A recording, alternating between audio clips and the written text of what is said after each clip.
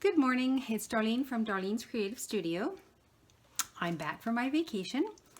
I didn't do a lot of crafting while I was there. We did a lot of socializing and visiting, but I did watch a lot of videos, and I was watching Gail Agastelli, I think that's her name, Gail's video, and she was making a Christmas folio, and she was doing a collage. I think it was a collage ticket, and she pulled out these little tickets, and they were all different colors. She was looking for a green ticket, and I had a light bulb moment that I have collected a lot of the old Reader's Digests for covers for some of my journals, and I had cut out the end papers, the inside papers of the books, and I have this stack of papers. And I saw that she had different colored little old tickets, and I thought this would be perfect to use for making some of the tickets. I have the Tim Holtz die cuts. I'm just grabbing them here. The ticket booth. I have the die cuts and I have the stamps. So I thought that's what I'm going to do. I'm going to take all these old Reader's Digest end pages and make myself some tickets. Now, when I got back from our vacation, and the idea had I wrote it down in a book, and I started cleaning out all my stuff, and I found my notebook and thought, yes, I'm going to look for those Reader's Digest pages. I spent an hour last night searching through my studio to find these papers, and I had put them in a little tiny box, and I had shoved them behind all of these other books. Anyway, at 12:10 last night, I found them. I was quite happy, and then I went to bed because I was so tired. But I do have all these, and what I'm going to do is I'm going to cut the little ex libra part out, and I'm going to keep those, and I'm going to put these through my sticker machine and make these into stickers. And then I might put those in little packages and sell those as little packages of these little ex libra stickers. So what I'm doing is I'm working on right now cutting out the little ex libra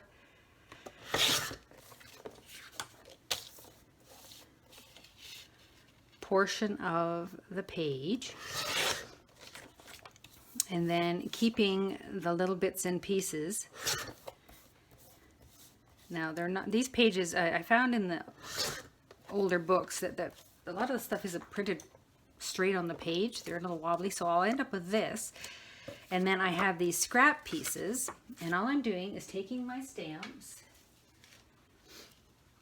and I'm stamping them, and then I'm putting them through my little die cut, and I'm ending up with these lovely little tickets. So these were 2 or 3 different pages that I tried, and they look like the vintage colored tickets because they're old and faded, and the colors are kind of a duller color. And I'm just using my little, I have a little tiny Sidekick Tim Holtz, and this works really well for doing my little tiny ticket cuts. Now I did see on a YouTube video, and again, I'm sorry, I watched so many YouTube videos, and I started writing them down and then just disappeared, and I just started watching them. One of the ladies I was watching took her plates, and she put one of those cutting mats. Now these are little pieces. My cutting mat got warped, and I cut it into little pieces for trimming, and I've attached a little piece of that cutting mat to one of the plates. Now you normally use the thick one or the two plates, and they go through the machine for this. So what I've done is I've double side taped the mat to one of them, and then I'm just using my embossing folder on the top, so that makes up for that second layer. So when I put a piece of paper on my cutting machine, now I normally do the stamping first, but I'm just going to show you this, and then put the die on there. Oh, I haven't secured this to my table. Let me do that. And you put this on here, and then you put your little plate on top. Let me just do this real quickly. And run it through your machine. It actually will cut the tag, but it doesn't leave the, I don't know if you can see them. See how the marks on my plate from when I was cutting? So I don't actually have those. It does it on the cutting mat. So, and then I've got lots of these little pieces because I cut up a very large mat. And then what I do is once I've done a couple of them, I just take a card and scratch off any of the excess like that. And it's nice and smooth again. And I just make a couple more. So that was a really neat tip from, again, I'm sorry, I didn't write down the lady's name. From somebody on YouTube that put one of the cutting mats, and she just used a thinner. Now you can do it with the larger ones too, I believe. And the ones where you have to lift up the different layers off of the base. You just make it a thinner base, and then for the thickness of the mat, you have to incorporate that as well. So that's what I've been doing with my little sidekick here.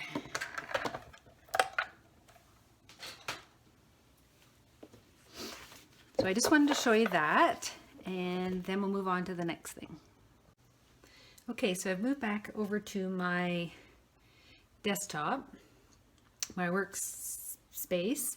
Again, I'm sorry for the shadows. I have to turn the light on because it's a dark and dreary day out there. So I've gone ahead and taken all of the main pages with the ex libra on them, and I've cut them down and cut out the little thing.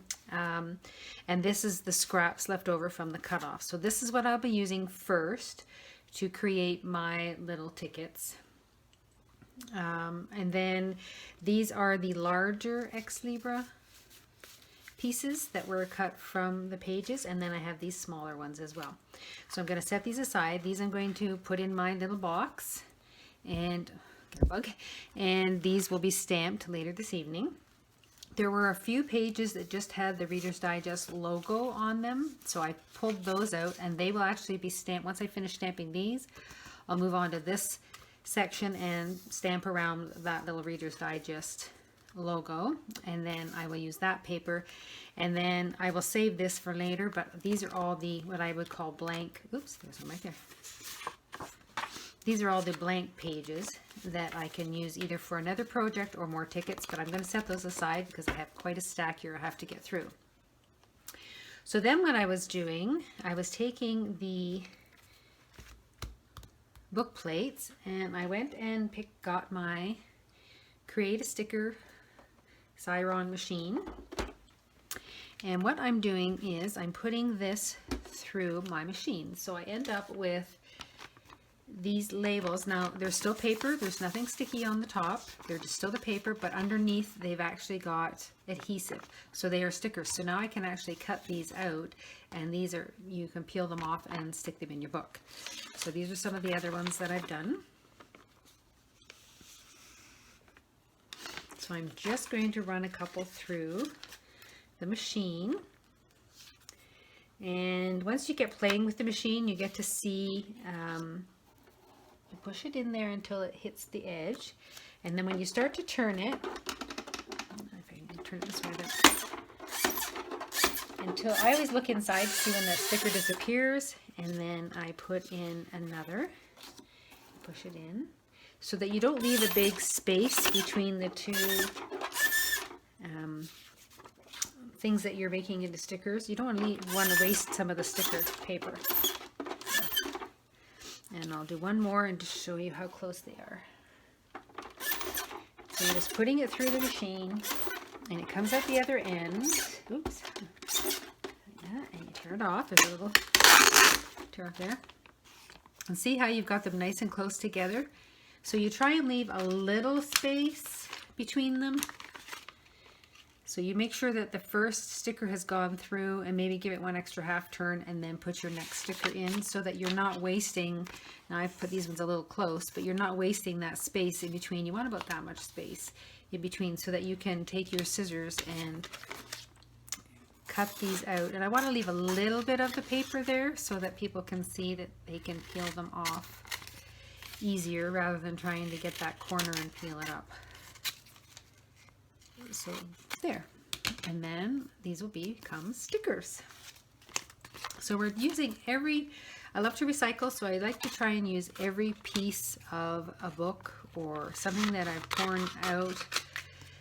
I also recently purchased 2 large bird books from a secondhand bookstore when I was away on vacation. And every other page there was bird pictures, but then there was also text on the page, and I ended up creating a whole bunch of envelopes. I was just sitting watching the Hallmark Christmas movies and creating envelopes. I don't think I have any in front of me, but then my first collaged envelope, I've never really collaged paper before, so this was my first one. So this was the book page. It was a really, really long book page. I think it was about 18 inches, maybe 12 inches, something like that. And I just created the envelope, and then I sat and collaged one of them. So this is actually going to be sent out to one of my pen pals as snail mail. But I don't waste any of the pages, and I try and, when I cut up the books, instead of bringing back a big heavy book, I try and cut them up. So I was fussy cutting some of the birds out, and then these pages, which were just the blank pages, where are they? I have them right here, actually. So these were the parts of the book that I knew I, wouldn't be using, because it tells you all about the bird and where it's from and where it lays its eggs and all that kind of stuff. So I had these pages left. So I was trying to make, cut them apart and make envelopes out of them, so that when I brought them back, they're already made into envelopes. I didn't have to come home and find this big, huge page and find a place to put it.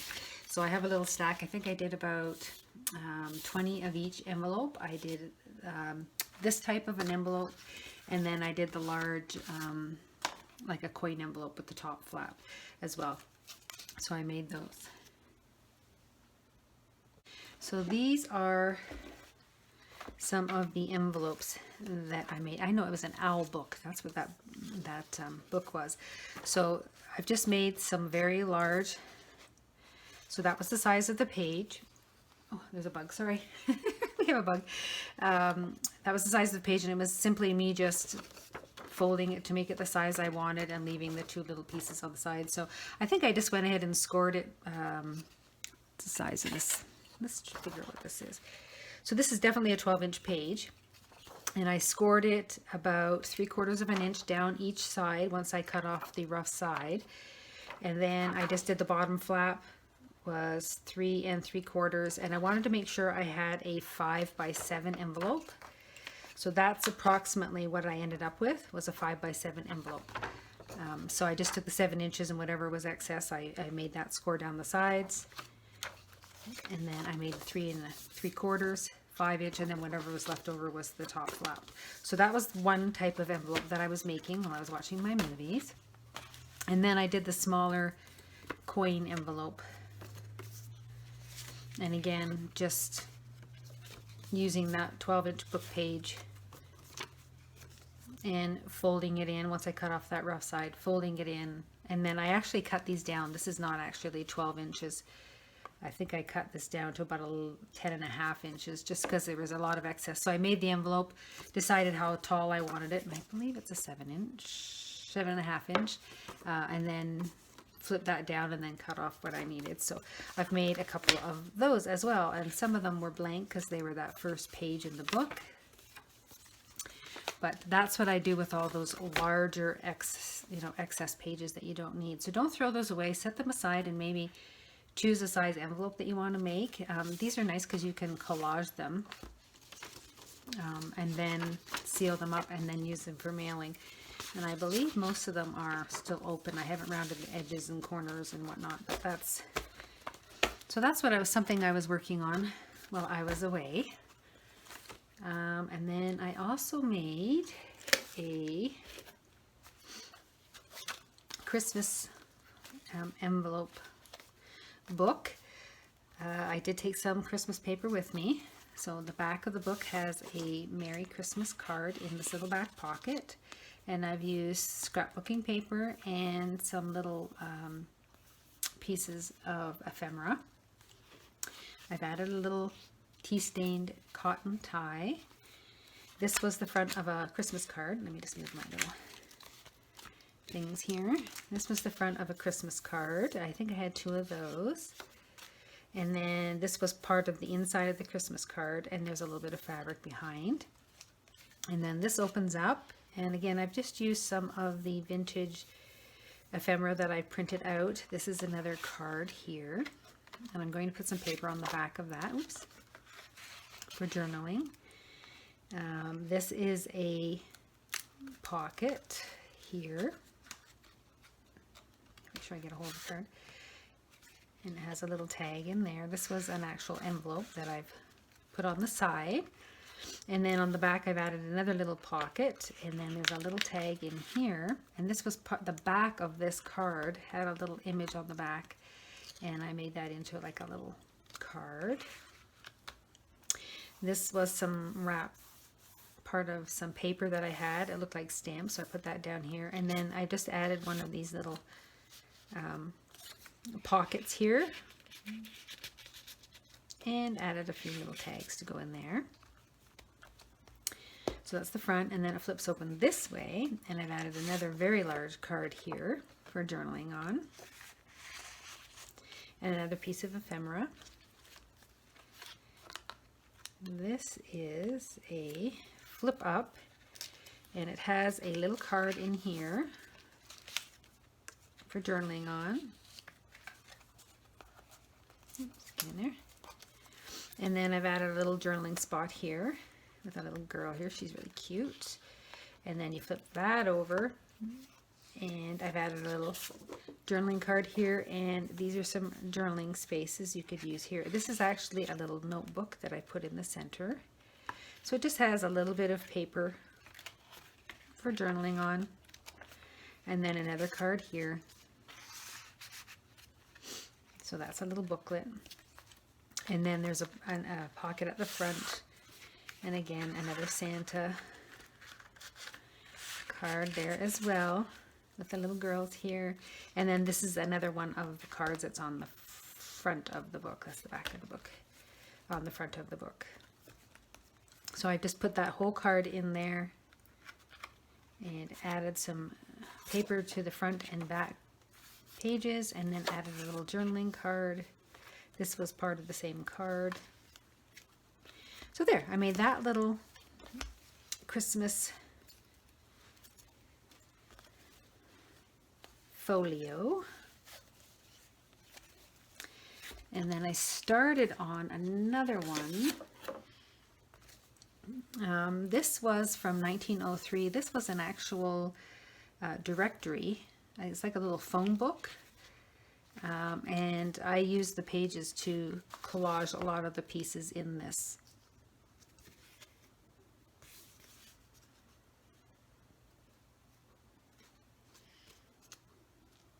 Sorry. There it is. So this is a little journaling card, and I've just put some lined paper in there, a little booklet. So we have a pocket there. There is a card in here in this outside pocket.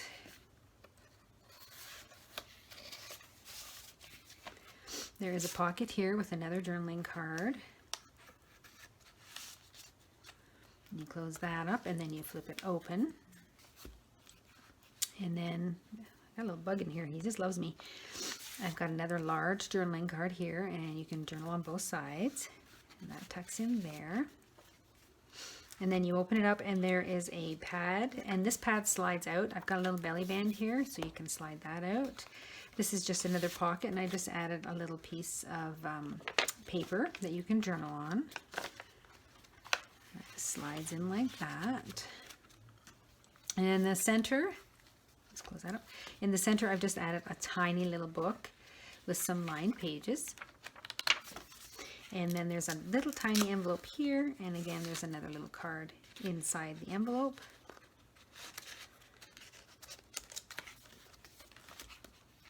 And then there's another pocket at the front, and it just has a large index card for journaling on. I may add another large index card to just slide that in there. And that closes like that. And I think I'm going to add an eyelet with some elastic, and then it will close with a little elastic, and it will hold it closed. Maybe a nice white elastic to go around to hold it closed. But I hadn't finished it. I was working on it when I left, and then I didn't take my eyelet punch with me, so I will finish that one up with a little eyelet here. and a little piece of elastic. So those are the two of the things that I did manage to get done on my holiday. Again, it was quite warm in Florida where we were, and it was very hard to craft. Like I say, we were either sitting on the beach or meeting up with some friends or having dinner and that type of thing. So now that I'm back, I am trying to get organized, and I will start working on, you know, my tickets. I also have, from all these Reader's Digests, I have a lot of the old covers. The books that I purchased, I think it was about a year ago, I purchased like 40 of them from one lady, and the spines were quite cracked and all that, so I did cut them off. So I have the front and back covers, and that's how I made some of my journals, my Reader's Digest journals.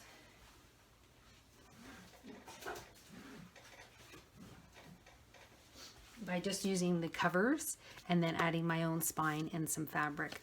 So I do have quite a few of the covers, and what I might do is do up some little kits with the covers and maybe some papers that match, and a piece of fabric, and sell them as a little kit. And maybe I will include a book plate that will match the book that you can also have as a thank you gift. But I'm looking at putting together some of those because my closet is getting full. I have tons of old book covers, and the Reader's Digest, there's a large stack of them. So again, I'll be putting together something like that. So if anybody is interested in purchasing some of the Reader's Digest covers, please contact me, and I'll let you know what colors and patterns I have. I will probably do a video and do a quick flip through of some of the covers that I have. So anyway, that's about it. I just wanted to say hello, and I'm back, and I'm trying to get organized.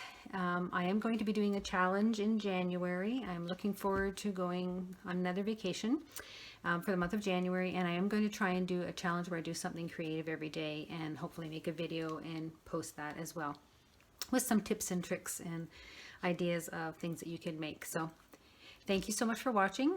Hope you're all doing well and enjoying this nice cool weather, and looking forward to the holidays. Thanks so much.